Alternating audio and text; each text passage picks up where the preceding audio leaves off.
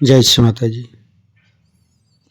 सारे विश्व की सभी शांत और शुद्ध आत्मा को हमारे हृदय से प्रणाम। परम पूज्य श्री माता जी, आप ही का बना हुआ ये ध्यान और मेडिटेशन के मंच पर आप सारे देव देवियों के साथ पधारिए और सभी शुद्ध आत्मा और संतों को ध्यान कराइए, निर्विचारिता स्थिति प्रदान कीजिए।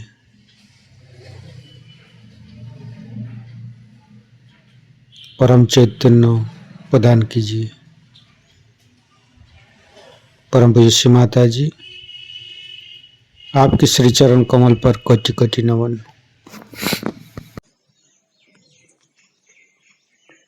कुंडलिनी उठा के बंधन लेंगे।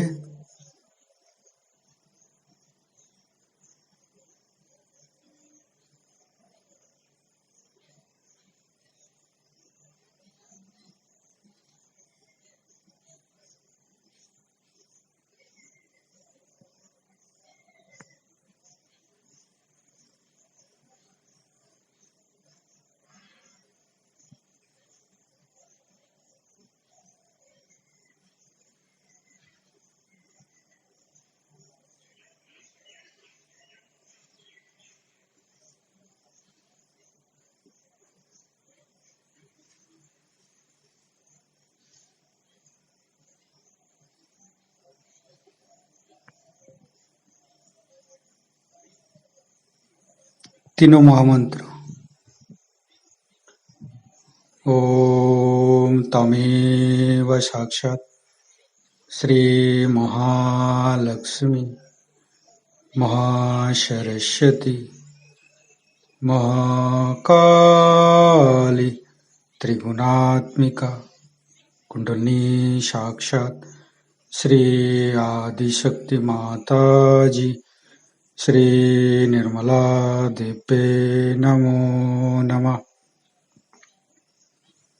ओम तमेव साक्षात् श्री कल्की साक्षात् श्री आदिशक्ति माता जी श्री निर्मला देवे नमो नमः। ओम तमेव साक्षात् श्री कल्की साक्षात् श्री सहस्रार स्वामिनी मोक्षप्रदायिनी माता जी श्री निर्मला देवे नमो नमः। गणेश मंत्र लेंगे। ओम तमेव साक्षात् श्री गणेश साक्षात् श्री आदिशक्ति माता जी श्री निर्मला देवे नमो नमः। दोनों हाथ श्री माता जी की तरफ, खुले आंखों से परम पूज्य श्री माता जी की बिंदी को देखते रहेंगे। मन में अच्छे अच्छे चिंता लेके आएंगे, सुंदर सुंदर भाव लेके आएंगे और शुभ चिंता को परम पूज्य श्री माता जी के श्री चरण में समर्पित करेंगे। परम पूज्य श्री माता जी कृपा करके आप हमारे हृदय पर आइए और हमारे हृदय को सच बनाइए। सच हृदय कमलासन पर श्री चरण को स्थापित कीजिए। श्री माता जी, हम अज्ञानी हैं, हमारी अज्ञानता की बस में यदि आपकी शान के खिलाफ कोई भी गलती हुआ हो, कृपा करके आप मुझे क्षमा कर दीजिए माँ। धीरे धीरे चित्तों को मूलाधार चक्र पर, तीनों मूलाधार को देखेंगे। परम पूज्य श्री माता जी, हमारे अंदर गणेश शक्ति को आप आशीर्वादित कर दीजिए। हे प्रभु गणेश, कृपा करके हमारी शरीर की तीनों नाड़ी, सातों चक्र की समस्त दोषों को दूर कीजिए, समस्त रोगों को आप दूर कीजिए। परम पूज्य श्री माता जी हमारे अतीत और भविष्य को भुला के वर्तमान में स्थापित कीजिए माँ। संपूर्ण चित्त शरीर के मध्य भाग पर तीनों मूलाधार को देखते रहेंगे, लेफ्ट, राइट, मध्य मूलाधार। परम पूज्य श्री माता जी हमारे ऊपर कृपा कीजिए, दया कीजिए, क्षमा कीजिए। परम पूज्य श्री माता जी हमारे ऊपर कृपा कीजिए, क्षमा कीजिए, दया कीजिए। परम पूज्य श्री माता जी हमारे अबोधिता और पवित्रता को रक्षा कीजिए। फिर धीरे धीरे चित्त को तीनों स्वादिष्ठान को देखते रहेंगे। फिर तीनों नाभि, तीनों हृदय,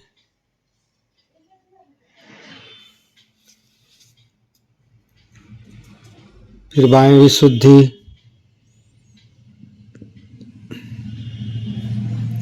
परम पूज्य श्री माता जी कृपा करके हमारे वायु विशुद्धि पर आइए। श्री माता जी आप ही तो विष्णु माया है, कृपा करके हमारी वायु विशुद्धि के अंदर समस्त दोषों को दूर कीजिए, समस्त रोगों को दूर कीजिए। परम पूज्य श्री माता जी आपकी परम कृपा में मैं संपूर्ण निर्दोष हूँ माँ। परम पूज्य श्री माता जी आपकी परम कृपा में हम संपूर्ण निर्दोष हूँ माँ। परम पूज्य श्री माता जी आपकी परम कृपा में हम संपूर्ण निर्दोष हूँ। धीरे धीरे संपूर्ण चित्त राइट विशुद्धि, परम पूज्य श्री माता जी कृपा करके हमें सुंदर सुंदर वाणी, सुंदर सुंदर भाषा प्रदान कीजिए। आप हमारी राइट विशुद्धि पर माँ जसोदा विट्ठल रुक्मणी रूप में आइए। संपूर्ण चित्त राइट विशुद्धि गणेश अथर्वशीष पाठ करेंगे। ओम नमस्ते गणपतये तमेव प्रत्यक्षं तत्त्वमसि तमेव केवलं कर्तासि तमेव केवलं धर्तासि तमेव केवलं हर्तासि तमेव सर्वं खल्विदं ब्रह्मासि तं साक्षादात्मैसि नित्यं हरितं वच्मि सत्यं वच्मि अवतं माम् अववक्तारम् अवसोतारम् अवदातारम् अवधातारम् अवानुचानमवशिष्यम्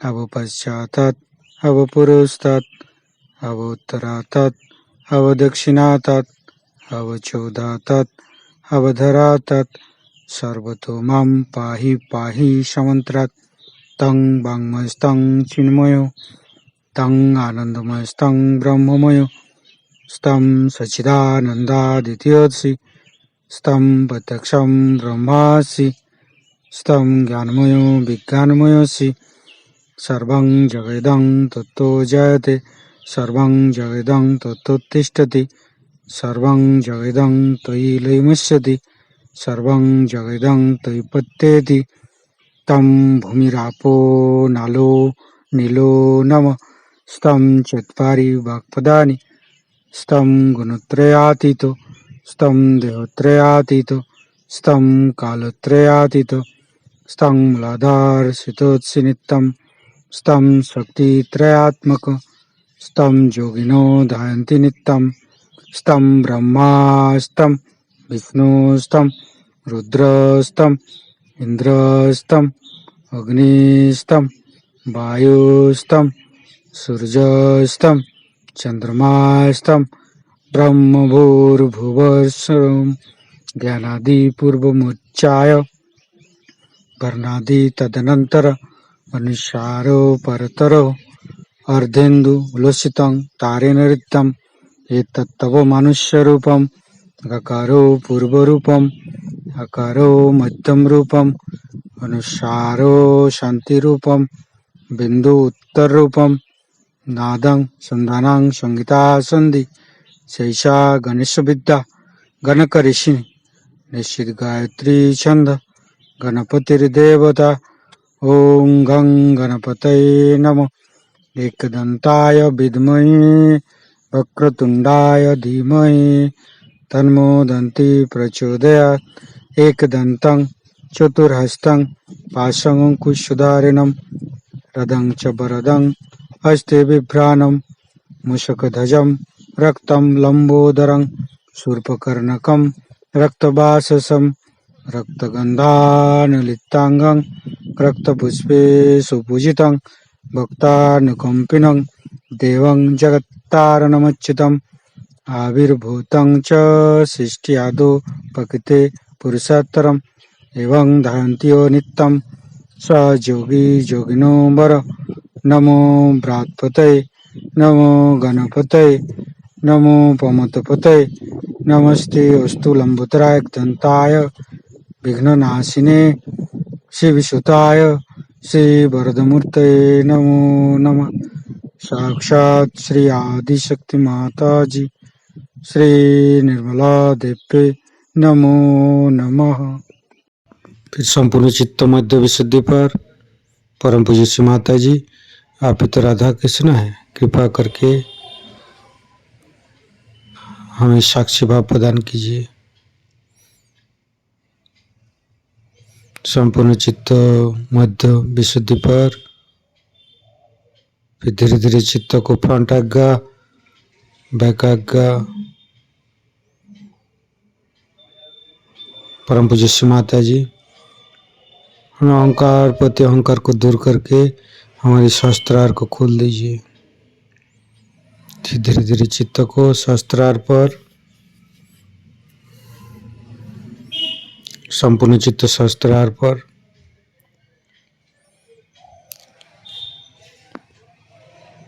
परम पूज्य श्री माता जी, हमें निर्विचारिता स्थिति प्रदान कीजिए। हमारे शस्त्रार पर आइए माँ और हमें निर्विचारिता स्थिति प्रदान कीजिए। मंत्र लेंगे निर्विचारिता का। ओम तमेव साक्षात श्री निर्विचारिता साक्षात श्री आदिशक्ति माता जी श्री निर्मला देवी नमो नमः।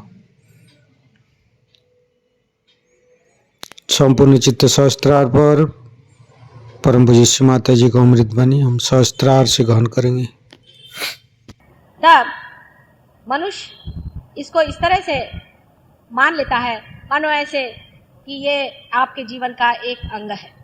जैसे नमस्कार करना, हम लोग हिंदुस्तानी आदमी किसी को देखते ही साथ नमस्कार कर लेते हैं, उसके बारे में ये पूछा नहीं करते कि इस तरह से दो हाथ जोड़ के हमने क्यों नमस्कार किया, और पूजा के समय हम इस तरह से आरती क्यों करते हैं और अपना हाथ इस तरह से क्यों घुमाते हैं, हाथ में हम दीप लेकर के क्यों आरती करते हैं, ये प्रश्न हम नहीं पूछते।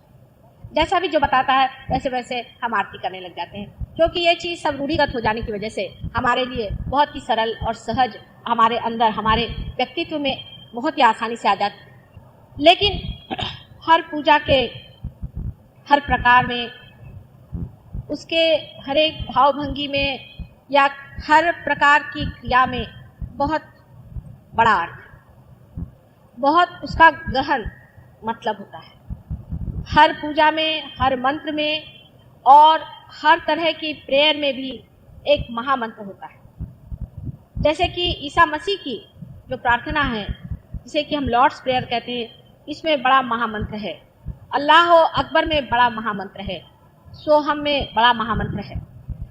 सभी चीज़ों में महामंत्र है, लेकिन उस मंत्र को कहाँ, किस जगह, कौन सी बात पर, किस इंसान को इस्तेमाल करना चाहिए, उसका कोई भी नियम नहीं। क्योंकि धर्म के मामले में संसार में कोई नियम नहीं। हर एक आदमी कुंडलिनी जगा सकता है, हर एक आदमी चाहे तो धर्म के बारे में बोल सकता है, जिसको देखो वही गीता पे बोल सकता है, जिसको देखो वही कृष्ण बन सकता है। इसमें किसी पे कोई नियम नहीं है। लेकिन आप एक संगीत में भी जब इतनी शास्त्रीयता है, तो आप सोचिए धर्म में परमात्मा ने कितनी शास्त्रीयता बनाई।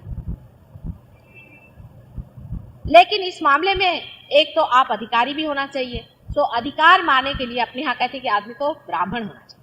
ब्राह्मण होने का मतलब है जिसने ब्रह्म को जाना, माने जो पार आदमी होता है, जो द्विज होता है, जिसका दूसरी बार जन्म हो जाता है।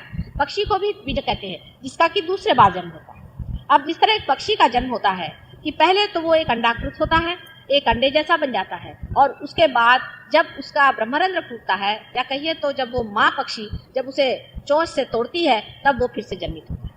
इसी प्रकार मनुष्य का भी जब बीज हो जाता है, जब वो दूसरे बार पैदा होता है, तभी उसको ब्राह्मण कहा जाता है। लेकिन अपने यहाँ तो आजकल ब्राह्मण का मतलब ये होता है कि आप किसी को भाड़े पे ले लीजिए, भाड़े पे आपको ब्राह्मण मिल जाएंगे, भाड़े पे आपको पुजारी मिल जाएगा, इनको आप ब्राह्मण नहीं कह सकते। क्रिश्चियन का भी मतलब वही होता है। क्रिश्चियन का मतलब होता है जो बैप्टाइज्ड हो जाए, जो बैप्टाइज हो जाए, माने जिसका ब्रह्मरंध्र टूट जाए, वही क्रिश्चियन माना जाता है। लेकिन ऐसे कितने क्रिश्चियन हैं?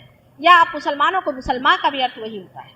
आप कोई भी जाति में, पारसी लोग जो हैं उनका भी यही, ज़ोरास्टर को आप पढ़े तो उसमें भी द्विज बनने की ही बात है कि आपको परमात्मा को जानना चाहिए और आपका फिर से जन्म होना चाहिए। लेकिन जब तक वो नहीं होता है, तब तक आपके अंदर ये शक्ति नहीं आई है, या आप वो नहीं हुए हैं, आप अधिकारी नहीं हैं कि आप धर्म के मामले में चले।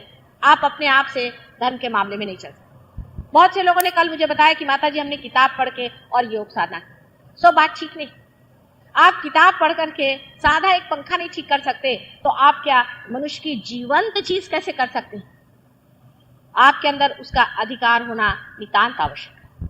अगर आपके अंदर उसका जागना नहीं हुआ है, तो आप कह नहीं सकते कि हम दूसरों को जगा सकते हैं। जो खुद ही सुप्तावस्था में है, वो दूसरों को क्या जगाएंगे? जो खुद ही अंधे हैं, वो दूसरों को क्या लीड करेंगे? इसलिए इसका जो मैकेनिज्म है कहिए, या इसकी जो शास्त्रीय पद्धति है, उसे समझ लेना चाहिए। अब एक बात है कि समझ लीजिए मुझे ये फैन चलाना है, तो मैंने इनसे कह दिया कि आप स्विच जरा ऑन कर दीजिए, मुझे फैन चलाना है। ये तो बहुत ही सीधी सी चीज हो गई। कोई अगर विलेज से आदमी आएगा तो वो कहेगा कि अरे भाई ये तो एक खेल ही है इनके यहाँ, कि वो दबा दिया और पंखा चलने लग गया। ऐसे कैसे हो सकता है? लेकिन ये जो छोटी सी चीज है जिसको हम खेल कह सकते हैं, इसके पीछे में कोई ना कोई बड़ी भारी मैकेनिज्म, कोई ना कोई इंजीनियरिंग तो जरूर है ही। उसके अलावा इसके पीछे में एक बड़ी भारी शक्ति है। पूरा पावर हाउस चल रहा है। उस पावर हाउस को बनाने के लिए युग लग गए और उसकी तैयारी करने में युग लग गए। उसको पहले कंसेप्ट में लाने के लिए कि बिजली क्या चीज है, उसमें युग लगे, तब कहीं जाकर के एक छोटा सा ये पंखा तैयार हुआ। उसी प्रकार मनुष्य के लिए, मनुष्य को यह सोचना है कि अगर वो इससे भी ऊंची दशा में पहुंच रहा है, तो उसके पीछे कोई ना कोई बड़ी भारी इंजीनियरिंग है, और वो इंजीनियरिंग लिविंग है। वो सोचती है, समझती है और आपको प्यार भी करती है। हम ऐसी कोई शक्ति की कल्पना नहीं कर सकते कि जो शक्ति सोचती है, समझती है और प्यार करती है। ले हम प्यार करते हैं, आखिर हम प्यार कहाँ से करते हैं? अगर हम इस समुद्र में पानी नहीं होगा तो बादलों में कहाँ से आएगा और बरसात में कैसे आएगा? अगर इसका स्रोत नहीं होता तो हम कहाँ से प्यार करते हैं? इसकी कहीं ना कहीं शक्ति तो होनी ही चाहिए जो प्यार करते।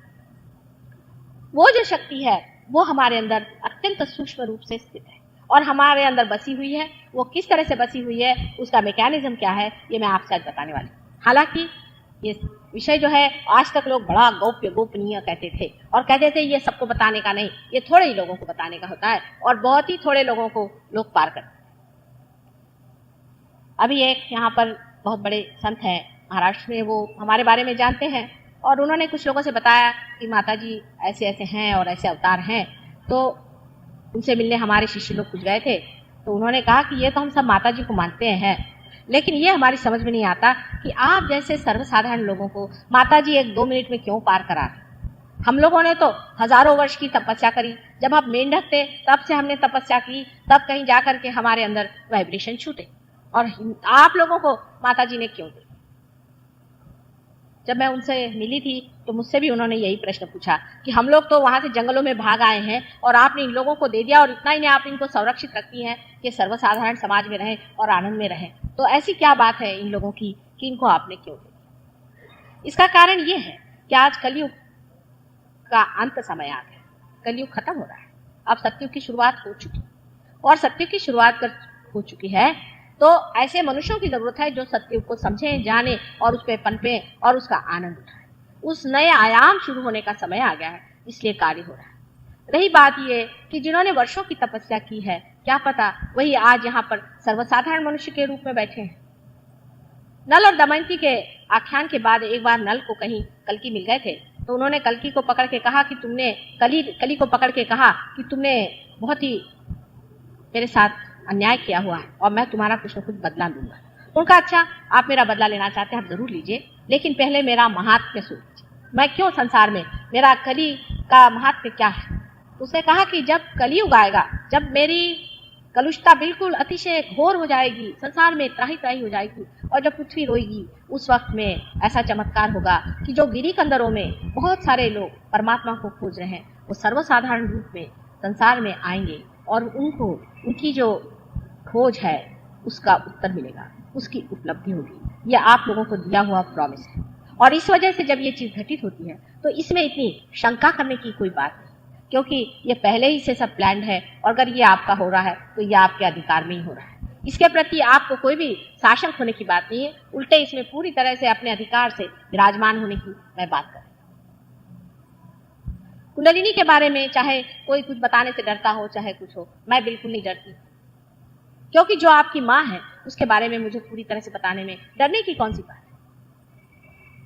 मेरी यही समझ में नहीं आता है कि इसमें डरने की कौन सी बात है, और आप भी स्वयं देख लेंगे कि इसमें डरने की कोई सी बात मेरे तो कुछ भी समझ में नहीं आती है कि मनुष्य का क्या दिमाग खराब है कि उसके माँ के बारे में बताने में उसे गोपनीय तो बना के रखा।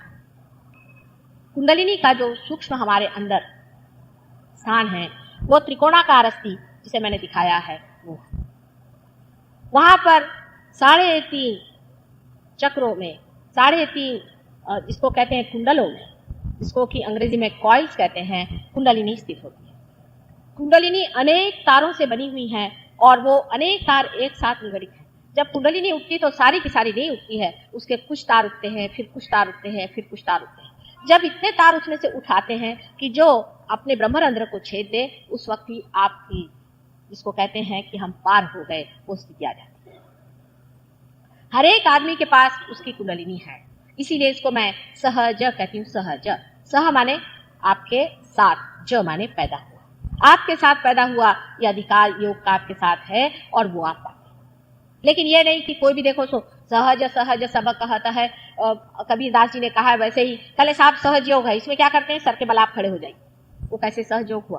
कर जो चीज आपके साथ जन्मी हुई चीज है वो आपकी अपनी है, उस पर आपका पूर्णतः अधिकार है, वो आपकी पूरी अपनी चीज और वो अपने आप घटित होती है। आप समझ लीजिए अगर आपका श्वास लेना मुश्किल हो जाए और इतना असहज हो जाए तो आप श्वास भी नहीं ले सकते। और इसीलिए जो सबसे महत्वपूर्ण चीज है कि आपकी उत्क्रांति होना, आपका इवोल्यूशन होना, तो उसकी घटना भी अत्यंत सहज होनी चाहिए, अत्यंत वो सहज घटना होनी चाहिए। ये बिल्कुल सामने दिखाई देता है। अगर वो सहज न हो और असहज हो तो कभी ये कार्य घटित नहीं हो सकता। पेड़ों पे आप देखिए कि जब फूल से फल होते हैं कितने सहज आपको दिखाई देते। अब ये कुंडलिनी आपकी त्रिकोणाकार अस्थि में स्थित है या नहीं, ये माता जी यूं ही बोल रही हैं, सो मैं आपको दिखा सकती। जिस वक्त कुछ लोगों के ऊपर का नाभि चक्र पकड़ा रहता है, उस वक्त खासकर ये कुंडलिनी जोरों में उठती है। जबकि कोई मेरे पैर पे आए, कुंडलिनी जब जान जाती है कि कोई अधिकारी है सामने, तो आप अपनी आंख से देख सकते हैं कि कुंडलिनी का स्पंदन होता है, क्योंकि मनुष्य को पहले कन्विंस करना पड़ता है। तो कुंडलिनी खुद ही जोर से मारती है और आप अपनी आंख से देख सकते हैं कुंडलिनी उठती है। अगर कोई डॉक्टर हो तो वो स्टेथोस्कोप से सुन सकते हैं कि वहां पर कुंडलिनी का आवाज आ रहा है, माने अनहत, जैसे हृदय में आता है। अनहत का मतलब है विदाउट परकशन। तो अपने हृदय में जैसे धक धक धक धक आवाज आती है, उसी तरह की आवाज हमारे रीढ़ के पीठ के त्रिकोणाकार अस्थि में आवाज बड़ी जोरों में आती है। फिर जब आप धीरे धीरे कुंडलिनी उठती है तो उसको भी जरा आप स्थिर भाव से देखें तो आपको दिखाई देगा जैसे चीज लगेगी कि कोई चीज ऊपर में चली जा रही। इतना ही नहीं, लेकिन उस कुंडलिनी के अलग अलग जो सेंटर्स हैं यहाँ बनाए हुए, उन सेंटर्स पे अगर आप स्टेथोस्कोप रखें तो वहां भी आप देख सकते हैं कि आपको जब कुंडलिनी वहां पहुंचती तो आवाज आती। लेकिन एक सहज योगी को तो ऐसे ही पता होता है कि इसकी कुंडलिनी कहाँ आ गई है, कहाँ तक पहुंच गई। वो दूसरी बात। आप जब पार नहीं हुए हैं तब भी आप इस त्रिकोणाकार अस्थि में बैठी हुई इस कुंडलिनी को देख सकते हैं। लेकिन तो भी बकरी की 3 टांग, अभी कोई डॉक्टरों को बताइए तो वो कहेंगे कि ऐसा नहीं वैसा हो सकता है, ये तो ब्रीदिंग हो सकता है। अब यहाँ आपने कहीं देखा है कि इतनी सी जगह ब्रीथ करती होगी, लेकिन बकरी की 3 टांग, वो अपने कहते कि नहीं साहब हमारी तो बकरी की 3 ही टांग। अब ये जब अमेरिका में जाऊंगी, इसी साल अमेरिका के डॉक्टरों ने एक कॉन्फ्रेंस मेरे लिए अरेंज की थी, पर मैंने अवॉइड कर दिया क्योंकि मैं उनसे क्या गणपति की बात कहूंगी। मैंने सोचा उनसे मैं क्या धर्म की बात करूंगी, ये तो अपने ही देश के डॉक्टरों को समझना चाहिए कि ये हमारा हेरिटेज है, हमारी, जिसको मराठी कहते हैं वारसा है। इसको क्या हम लोगों को, उन लोगों को समझाना होगा। मेरा तो वहां सर पहले फूटेगा कि उनको पहले मैं गणपति समझाऊं, उसके बाद उनको सब चीज समझ में आएगी। और यहाँ के डॉक्टर लोग घर में गणपति की पूजा करेंगे और गणपति के सामने झुकेंगे, लेकिन अगर मैं कहूं कि गणपति आपके पेल्विक प्लेक्सस को कंट्रोल करता है तो वो कहेंगे ये क्या बातें माता जी आप करें। हमारा जो साइंस है वो अंग्रेजी साइंस है, उसको आप कुछ गणपति अणपति मत लगाइए। अंग्रेजी साइंस भी कोई क्या इंग्लैंड में ही पैदा हुआ था। डॉक्टरों की भी जो एटीट्यूड हिंदुस्तान में है वो कभी कभी मेरी समझ में नहीं आती। हालांकि मेडिकल इंस्टीट्यूट में जब मेरी बातचीत हुई तो वहां कुछ लोग जरूर इस नतीजे पे पहुंचे, क्योंकि काफी पढ़े लिखे लोग हैं, और वो लोग इस नतीजे पे पहुंचे कि माता जी जो बात कह रही है उसको सुनना चाहिए, और हो सके तो कुछ न कुछ इस मामले में आगे हो सकता है। उनके वहां से स्टूडेंट भी आ रहे हैं इसकी स्टडी करने के लिए। बहरहाल वो जो भी हो, आप खुद देख सकते हैं कि कुंडलिनी त्रिकोणाकार अस्थि में स्पंदन करती है। ये आपके अंदर मैकेनिज्म में बैठी हुई सबसे इंपॉर्टेंट चीज है, ये त्रिकोणाकार अस्थि में बैठी हुई कुंडलिनी। ये कुंडलिनी, इसे हम गौरी के नाम से जानते हैं। अब हमारे शास्त्र, दोनों चीज साथ साथ चलनी चाहिए। इसके लिए आप मुझे क्षमा करें, आप अगर साइंटिस्ट हो तो आपको जानना चाहिए कि आप अगर साइंटिस्ट में हैं तो साइंस भी परमात्मा से ही आया है। ये सृष्टि का कण कण भी उसी का बनाया है। गौरी जी जिसे हम मानते हैं, ये गौरी जी वही है जो कि शक्ति स्वरूप है, और इस वक्त में वो कुंवारी है, और अभी उनकी शादी शिवजी से हुई है और वो नहाने गई हुई है। उस समय का जो समय माना हुआ है सिंबॉलिकली हमारे यहाँ, वही समय अभी भी कुंडलिनी का है कि वो वहां चुपचाप बैठी हो। ये बड़ा काव्यमय है समझने के लिए, क्योंकि सारा ही व्यवहार मनुष्य से है। ये कोई ऐसा नहीं कि आपने बटन दबाया और बिजली चल दी, क्योंकि बिजली कुछ सोचती नहीं है, बिजली समझती नहीं है, और ये आपको प्यार भी नहीं करती। अगर आप इसके गलत हाथ लगा दे तो आपको जला भी देगी। लेकिन कुंडलिनी जो है ये आपका सारा टेप रिकॉर्डर है। जन्म जन्मांतर का जो भी कुछ है इस कुंडलिनी में टेप होता है, और आपके हृदय में परमात्मा जो कि साक्षी स्वरूप है, उसका प्रतिबिंब आत्मा स्वरूप है। परमात्मा और उनकी शक्ति, ऐसी दो चीजें आप समझें। जब परमात्मा और शक्ति एक हो जाते हैं तब ब्रह्म स्वरूप होता है, और जब शक्ति परमात्मा से हट जाती है तब परमात्मा और शक्ति दो चीज हो जाती है। शक्ति जो है वो ही सारा कार्य करती है, और परमात्मा उसके साक्षी होते हैं, वो उसे देखते हैं। ये सारा जो कुछ भी लीला कार्य है ये उस एक परमात्मा के लिए देखने के लिए है। वही एक स्पेक्टेटर है, वही एक साक्षी है, उन्हीं के शौक के लिए समझ लीजिए ये कार्य होगा। जिस दिन उनको पसंद नहीं आएगा वो इसे बंद कर दें, और वो अपने हृदय में शिव के रूप में और आत्मा स्वरूप अपने हृदय में बैठे हुए हैं, और वो एक छोटी सी चिंगारी या ज्योत समझ लें अपने हृदय में। कुंडलिनी जो है ये शक्ति है। शक्ति के तीन भाग हो जाते हैं, क्योंकि शक्ति को जब कोई कार्य करना हो तो वो तीन भागों में विभिन्न हो जाती है। अब यही देखिए कि हम बिजली को तीन तरह से इस्तेमाल कर रहे हैं। इससे हम बोल रहे हैं तो ये साउंड वेव्स ले जा रही है, पंखा है वो हवा दे रहा है, लाइट है वो लाइट। शक्ति के भी तीन भाग हो जाते हैं, और इन तीन भागों से ही सारा ही संसार बन पड़ता है। अब कोई कहेगा इसका क्या प्रूफ है? इसका भी प्रूफ आपको हम कुंडलिनी जागृति में दिखा देंगे। हमारे अंदर तीन तरह की शक्तियां हैं। अब इसको अगर अंग्रेजी नाम दीजिए तो लोगों को लगता है कि माता जी ठीक बोली, पर अगर मैंने अपना पुराना नाम दिया तो लोग कहते हैं ये क्या माता जी गांव की बात करते, क्योंकि हम लोग अब भी उसी स्लेविश पना में चल रहे हैं कि सब चीज अंग्रेजी में होनी चाहिए। तो पहले अंग्रेजी में बता, हमारे अंदर जो कल स्वयं चालित संस्था की मैंने बात की थी, जिसको कि हम left and right sympathetic nervous system कहते हैं, और बीच में जो हमारी पैरासिम्पैथेटिक नर्वस सिस्टम है जो कि हमें बाहर दिखाई देती है, उसका अंदर सूक्ष्म स्वरूप जो है, वो उसके अंदर जो सूक्ष्म शक्ति चल रही है, उस शक्तियों का नाम सिर्फ हमारे शास्त्रों में है। उसे हम क्या, वो अगर संस्कृत भाषा में हो जाने से क्या झूठे हो जाएंगे, और अंग्रेजी भाषा में हो जाने से क्या सही हो जाएंगे? क्योंकि आप लोग अंग्रेजी पहले पढ़े और संस्कृत कभी पढ़े नहीं और पढ़ेंगे भी नहीं, इसलिए क्या संस्कृत भाषा में जो कुछ भी सत्य लिखा है वो झुठलाया जाएगा? हमारे यहाँ उसे महाकाली, महालक्ष्मी, महासरस्वती, इन तीन पवित्र नामों से जाना जाता है। हमारे यहाँ इन शक्तियों को पैरासिम्पैथेटिक नर्वस सिस्टम वगैरह नहीं कहा। इसकी वजह यह है कि ये शक्ति स्वयं सोचती हैं और कार्यान्वित होती हैं और प्यार करती। जब आप कोई सिंपैथेटिक सिस्टम कह दें, इसका मतलब तो यह होता कि ये कोई शक्ति सोचती है, ये प्यार ही नहीं करती। इन तीन शक्तियों को आप यहाँ देखिए, जो कि मैंने दिखा है, ये सूक्ष्म स्वरूप है। अब वो वॉर्डरॉफ साहब ने इतनी बड़ी किताब लिखी है, कुंडलिनी पे, उनको यही मालूम नहीं है कि हमारे रीढ़ की जो हड्डियां हैं उसमें सूक्ष्म ये नाड़ियां हैं, ये चैनल्स उसके अंदर सटल फॉर्म में हैं, और बाहर की तरफ में जो ग्रोथ जो हमें आंखों से दिखाई देते हैं प्लेक्सस वगैरह, ये बाह्य में दिखाई देते हैं, उसकी चालना करने वाली ये शक्तियां हैं। यही उनको मालूम नहीं, इतने कंफ्यूज हैं वो, इन्होंने इतनी बड़ी किताब लिख दी, मेरे समझ में नहीं आया।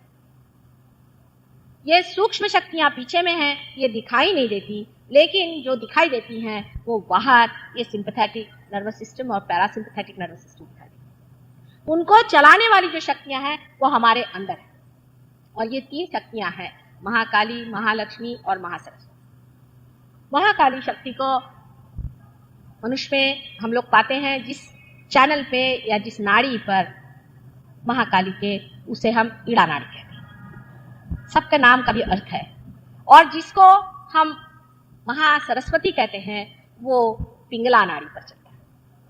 और जो बीचों बीच नाड़ी होती है जिसको कि हम पैरासिम्पैथेटिक नर्वस से जो संबंधित है या पैरासिम्पैथेटिक को जो चलाती है, उस नाड़ी को हम लोग सुषुम्ना नाड़ी कहते हैं। अब ये संस्कृत में ही नाम है, अंग्रेजी में है नहीं, अगर होते तो मैं बताती, क्योंकि उन्होंने ये देखा नहीं, उन्होंने ये मनन किया नहीं, वो इसकी जड़ में नहीं घुसे हैं। वो पेड़ का बढ़ना देख रहे हैं, लेकिन जड़ में तो हमारे देश में मेहनत हो गई, उसे हम क्या कर सकते हैं।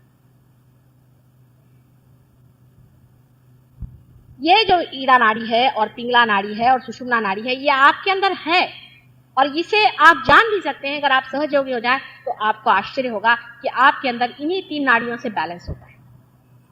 पहली जो नाड़ी है जिसे कि आप ईड़ा नाड़ी कहते हैं, उस नाड़ी से या महाकाली की पावर से आप संसार का जितना इमोशनल कार्य है वो करते हैं। आपकी स्थिति होती है, आप जो भी कुछ चीज संसार की सब चीजों से इकट्ठे करते हैं, इतने अनुभव हैं, जिसको कि लोग कंडीशनिंग कहते हैं आजकल, मतलब जैसे कि साइकोलॉजी में उसको कंडीशनिंग शब्द इन्होंने लगाया हुआ है कि जो कुछ भी हमारे अंदर बाहर से आता है, जो कुछ भी पास्ट का है, पूर्व जन्म का है, क्योंकि आजकल के साइंसेस में तो पूर्व जन्म की बात नहीं होती, लेकिन जो भी अनेक जन्मों का है वो सब कुछ हमारे अंदर इसी नाड़ी से आता है, और इसी नाड़ी से हमारे अंदर जो इसी का हिस्सा है कुंडलिनी, उसमें ये ज्ञात होता है। ये नाड़ी हृदय के ऊपर से गुजरती है, वहां पर आपके आत्मा स्वरूप परमेश्वर विराजमान है। परमेश्वर का जो स्वरूप हमारे अंदर साक्षी रूप से विराजमान है, वो जो कुछ भी देखते हैं, जो कुछ भी आप कर रहे हैं, अभी आप जो भी कर रहे हैं, जो सोच रहे हैं, जो आपने किया है, जो कुछ आपने पाया है वर्तमान से, उसे वो इससे झंकृत करके और कुंडलिनी में नोट करते, और जो इस जीवन का भी है वो भी इसी से झंकृत होता है और आपके लेफ्ट हैंड साइड में इकट्ठा होते जाता है। आपका जितना पास्ट है आपके लेफ्ट हैंड साइड में। अब इसी के साथ निगड़ित आप सोचिए कि आपका सबकॉन्शियस माइंड है,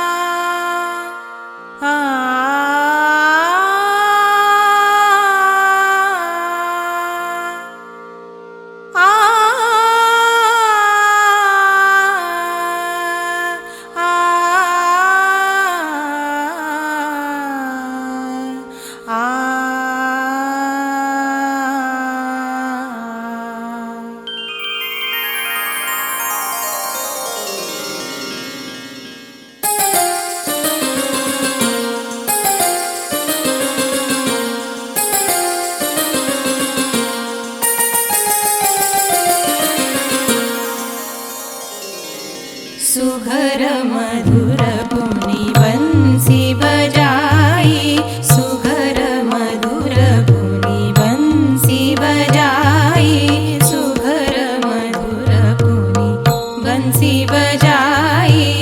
धाम काम त्यजी सब सखी आई, धाम काम त्यजी सब